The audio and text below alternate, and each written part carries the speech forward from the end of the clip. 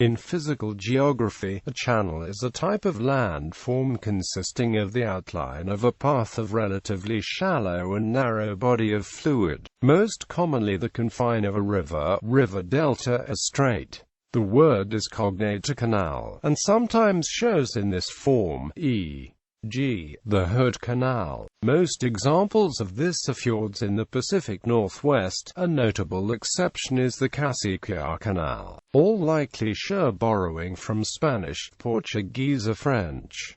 Channels can be either natural or human-made. A channel is typically outlined in terms of its bed and banks. Formation. Channel initiation refers to the site on a mountain slope where water begins to flow between identifiable banks. This site is referred to as the channel head, and it marks an important boundary between hill slope processes and fluvial processes. The channel head is the most upslope part of a channel network and is defined by flowing water between defined identifiable banks. A channel head forms as overland flow and/or subsurface flow accumulate to a point where shear stress can overcome erosion resistance of the ground surface. Channel heads are often associated with colluvium, hollows and landslides. Overland flow is a primary factor in channel initiation, where saturation overland flow deepens to increase shear stress and begin channel incision. Overland flows converge in topographical depressions where channel initiation begins. Soil composition, vegetation, precipitation, and topography dictate the amount and rate of overland flow. The composition of a soil determines how quickly saturation occurs, and cohesive strength retards the entrainment of material from overland flows. Vegetation slows infiltration rates during precipitation events, and plant roots anchor soil on hill slopes. Subsurface flow destabilizes soil and resurfaces on hill slopes where channel heads are often formed. This often results in abrupt channel heads and landslides. Hollows form due to concentrated subsurface flows where concentrations of colluvium are in a constant flux. Channel heads associated with hollows in steep terrain frequently migrate up and down hill slopes depending on sediment supply and precipitation. Natural channels. Natural channels are formed by fluvial process and are found across the Earth. These are mostly formed by flowing water from the hydrological cycle, though can also be formed by other fluids such as flowing lava. Channels also describe the deeper course through a reef, sandbar, bay, or any shallow body of water. One example is the Columbia River, a river located in the U.S. states of Washington and Oregon, and which empties into the Pacific Ocean in Astoria, Oregon. A stream channel is the physical confine of a stream consisting of a bed and stream banks. Stream channels exist in a variety of geometries.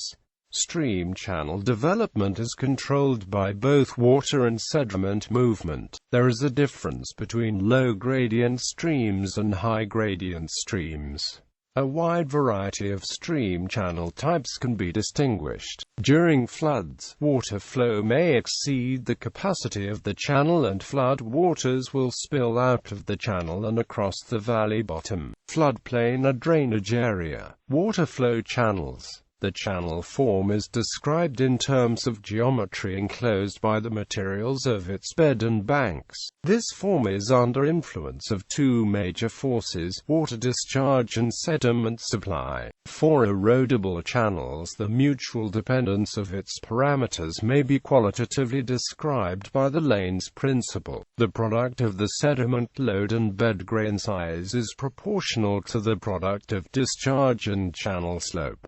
Nautical channels. It is especially used as a nautical term to mean the dredged and marked lane of safe travel which a cognizant governmental entity guarantees to have a minimum depth across its specified minimum width to all vessels transients a body of water. The term not only includes the deep dredged ship navigable parts of an estuary or river leading to port facilities, but also to lesser channels accessing boat port facilities facilities such as marinas. When dredged channels traverse bay-mud or sandy bottoms, repeated dredging is often necessary because of the unstable subsequent movement of benthic soils. Responsibility for monitoring navigability conditions of navigation channels to various port facilities varies, and the actual maintenance work is frequently performed by a third party. Storms, sea states, flooding, and seasonal sedimentation adversely affect navigability.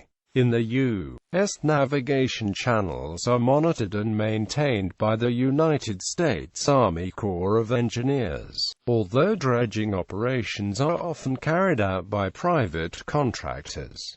USACE also monitors water quality and some remediation. This was first established under the Rivers and Harbors Act of 1899 and modified under Acts of 1913, 1935, and 1938. For example, the USACE developed the Intracoastal Waterway, and has the Mississippi Valley Division responsible for the Mississippi River from the Gulf to Cairo, Illinois, the North Atlantic Division for New York Harbor and Port of Boston, and the South Pacific Division for Port of Los Angeles and Port of Long Beach. Waterways policing as well as some emergency spill response falls under United States Coast Guard jurisdiction, including inland channels serving ports like St. Louis hundreds of miles from any coast. The various state or local governments maintain lesser channels, for example former Erie Canal. In a larger nautical context, as a geographical place name, the term channel is another word for strait, which is defined as a relatively narrow body of water that connects two larger bodies of water. In this nautical context, the terms strait, channel, sound, and passage are synonymous and usually interchangeable. For example, in an archipelago, the water between islands is typically called a channel or passage. The English Channel is the strait between England and France.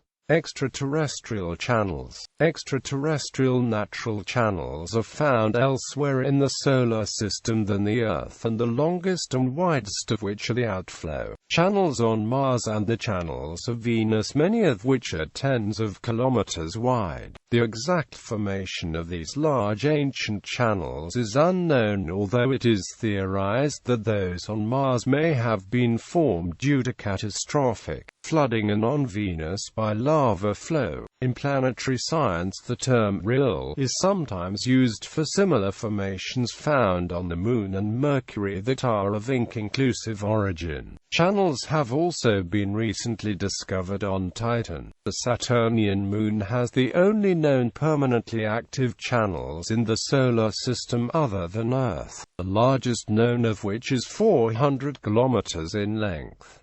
These are believed to be formed from flowing hydrocarbons in the hypothesized methanological cycle.